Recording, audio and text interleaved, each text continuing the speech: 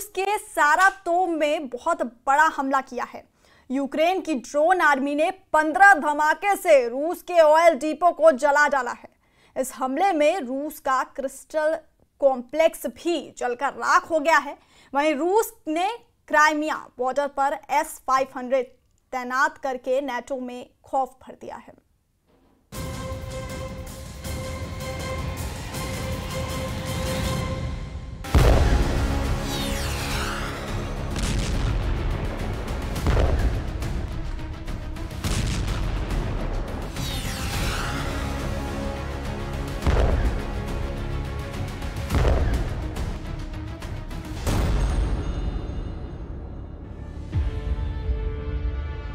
रूस यूक्रेन युद्ध महाशक्तियों का टकराव बन गया है। एक तरफ मोस्ट पावरफुल पुतिन है तो दूसरी तरफ अमेरिका की अगुवाई वाला 32 देशों का सैन्य संगठन नेटो, जिसकी दी गई लंबी दूरी की मिसाइलों की बौछार ने रूस की हालत बिगाड़ दी है। फिलहाल पुतिन की मिसाइल पावर तहस नहस हो रही है। अमेरिका और नेटो की लॉन्ग रेंज मिसाइलों से ज़ेलेंस्की आर्मी ने रूस के अभेद कहे जाने वाले डिफेंस सिस्टम की धज्जियां उड़ा डाली हैं। हर गुजरते दिन रूस की डिफेंस लाइन तबाह हो रही है। S-300 मारा गया, S-400 के चीथड़े उड़े। अब पुतिन ने भेजा S-500।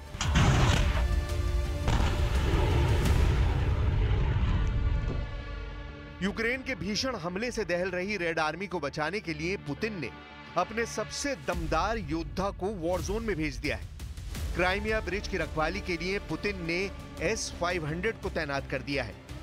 यह तैनाती तब हुई है जब एक ही दिन में रूस के 5 डिफेंस सिस्टम को ज़ेलेंस्की सेना ने जलाकर राख कर दिया था, जिसका बदला लेने के लिए पुतिन ने हाइपरसोनिक हथियारों से लैस और इंटरकॉन्टिनेंटल बैलिस्टिक मिसाइलों को बर्बाद कर डालने वाले लड़ाके को युद्ध में उतार दिया है।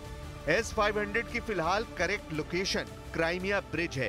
क्राइमिया को बचाने के लिए पहले लॉन्चर तैनात किए गए, लेकिन जब से यूक्रेन ने एटैकम्स और स्टॉर्म शैडो मिसाइलों की बौछार शुरू की है, रूस ने अपने सबसे ताकतवर डिफेंस सिस्टम का कवच सभी बॉर्डर पर खड़ा करना शुरू कर दिया है।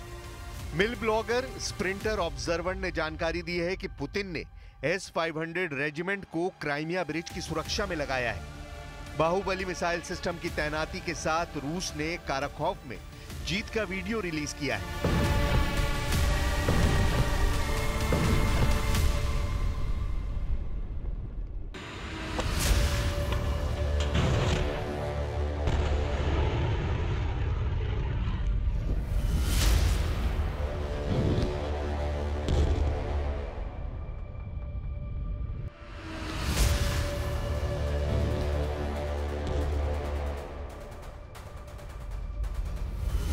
रूसी रक्षा मंत्रालय ने यूक्रेन के काराकोव और उसके आसपास के इलाकों में भीषण युद्ध का ट्रेलर ज़ेलेंस्की को दिखाया है।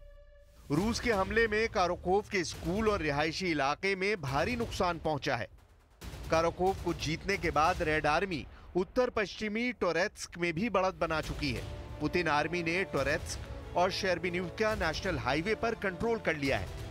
टोरेत्स्क के भीतर और उसके आसपास सामरिक बढ़त ने रूस को थोड़ी राहत दी है, लेकिन कुर्स्क में ज़ेलेंस्की आर्मी फिर से पलटवार शुरू कर चुकी है। हालांकि पेरिस से ज़ेलेंस्की के लिए बैड न्यूज आई है। रूस से युद्ध जीतने की ट्रेनिंग लेने पेरिस पहुंचे यूक्रेन की सेना में भगदड़ मच गई है। फ्रांसीसी मीडिया आउटलेट्स ने फ्रेंच आर्मी के अधिकारियों के हवाले से दावा किया है कि पेरिस में आर्मी ट्रेनिंग करने पहुंचे यूक्रेन के कई सैनिक भाग गए हैं।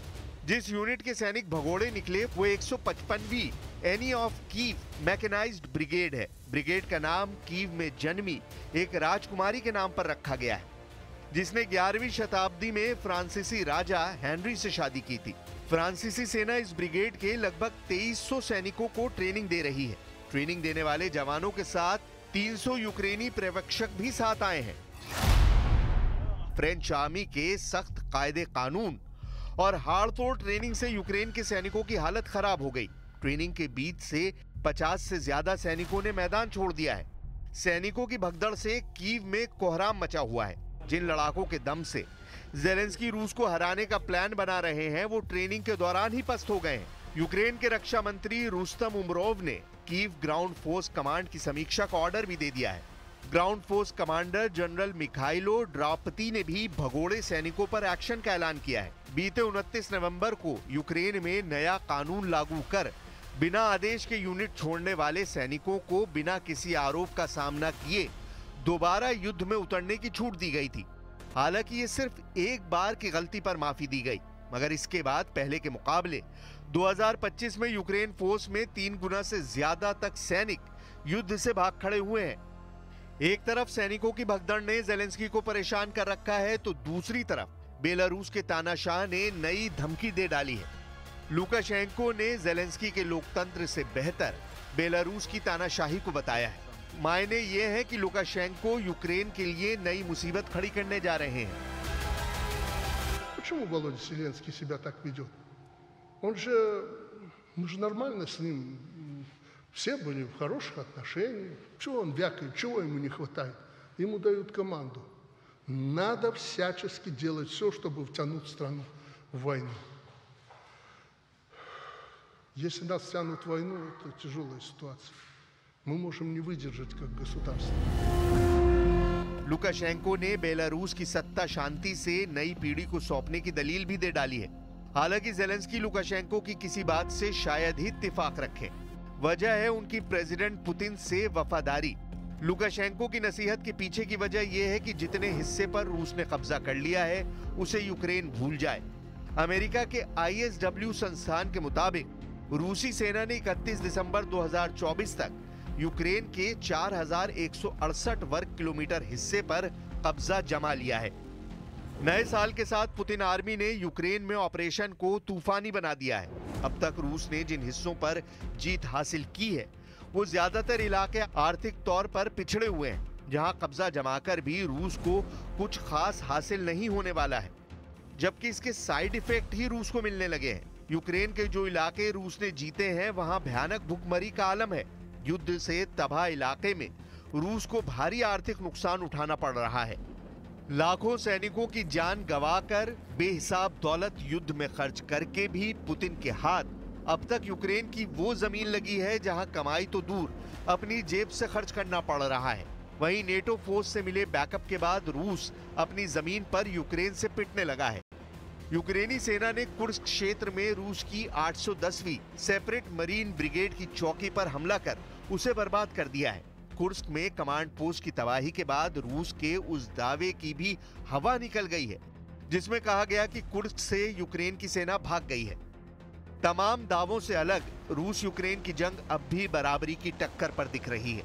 यूक्रेन को मिल रही यूरोपीय देशों के हथियार और पावर सप्लाई ने पुतिन के मिशन को अब तक पूरा नहीं होने दिया है, जिससे एटमी युद्ध का खतरा दिन ब दिन बढ़ता जा रहा है।